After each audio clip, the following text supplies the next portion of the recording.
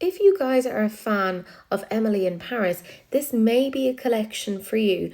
Weirdly, they have collaborated with Makeup Revolution. The last one that they actually collaborated with was Lancome, so it feels like a really odd departure. Lancome made sense. French brand. Emily in Paris. Now they're with Makeup Revolution. Very strange. But this is actually available now in certain European countries, so let's have a little chat about it. And I want to say a massive thank you to Makeup on Your Radar and Point Click Vibes. Both of them actually put this onto my radar so that I knew what it is that's happening. Now, I did go off and source these pictures myself to try and get the best quality, so let's discuss this. They have this City of Love eyeshadow palette for €21.99. Obviously, they've kind of made it in this really weird triangular shape in an attempt to make it look like the Eiffel Tower. And the shades themselves have this sort of like houndstooth embossing on it because I believe Emily is in like advertising and they do a lot of like fashion advertising. Personally, the colours don't make a huge amount of sense to me. Like usually when I think of French makeup, fashion, etc., I think elevated couture, and this isn't really giving me that. There's then the Camera Queen eyeshadow palette for €10.99. This is like basically based upon the fact that Emily just wanders around going, hey, I'm taking pictures of myself.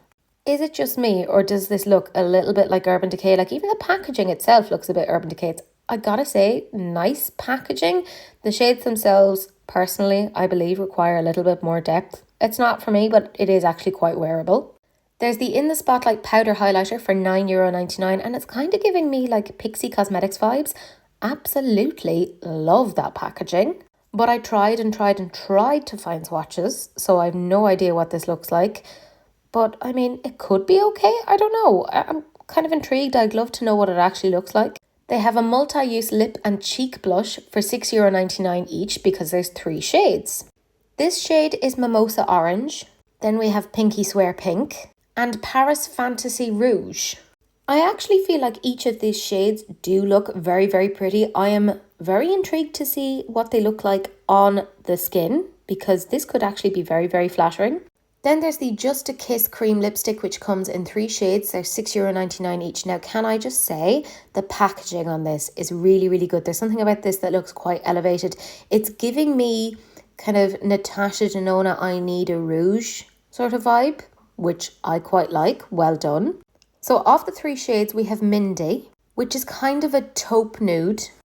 Then there's Camille, which is much more of a pink nude and kind of makes sense for that character. And then we have the main character, Emily, which is quite a vampy red, which I gotta say, I quite like. Then they have what I can only assume is the rather ironically named Très Chic brush set, and that's retailing for €18.99.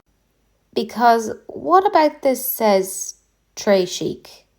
I hate to say it, lads, but it looks cheap, it looks tacky, it looks like Wish, and not in a good way.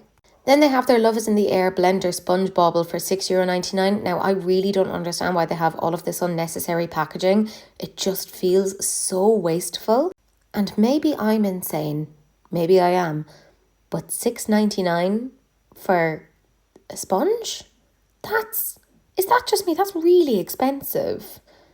Also, there's something about this that reminds me of Groovy Chick. Remember Groovy Chick? It just reminds me of that. This next bit I do quite like. This is the Rose Petal Bath Soap, and that's retailing for €10.99. Maybe it's because I'm a child of the 90s and I grew up going into people's homes where they had the fancy soaps that were shaped as different things and you were like, ooh, but I like these. Would I use them? No, I'd be like, no, these are for looking, not for using. But I think this is actually really, really pretty. There's rather oddly a Parisian Romance Eau de Toilette retailing for €16.99. And I couldn't find any information in terms of like top notes, base notes, etc. But like, oh, it looks, and I hate to say it, quite tacky. And that's weird because like Paris, nothing about Paris says tacky. The Weekend in Saint-Tropez gift set then is retailing for €21.99. And I gotta say, there's aspects of this that I actually think are super, super cute. I mean, look at that lipstick. That's quite cute. It's not really clear though if that's one of the shades that already exists. I kind of assume that it is. So along with that lipstick, you also get a key ring, which seems a bit strange. And then there's this sort of like little lip balm, which is meant to be based upon this champagne that they have as part of this marketing campaign. But the thing that I actually think, rather oddly, is the cutest is that lovely little scarf.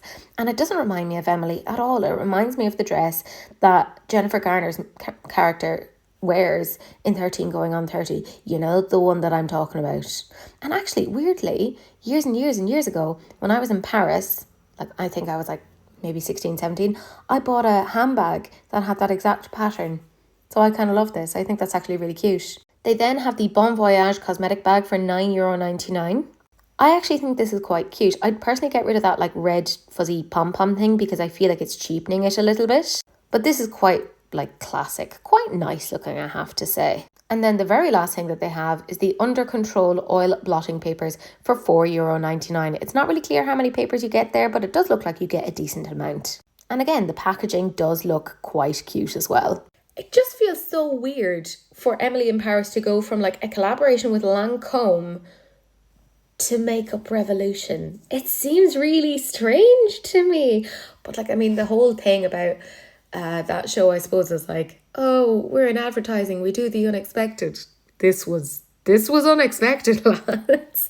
I have watched the show. I'm not a fan. I don't know why I watch it. It's one of those things that I just kind of have in the background. Do you know, there's aspects of this that I actually think are not bad at all, but because I couldn't get swatches, I'm kind of like reluctant to be like, yeah, this is great.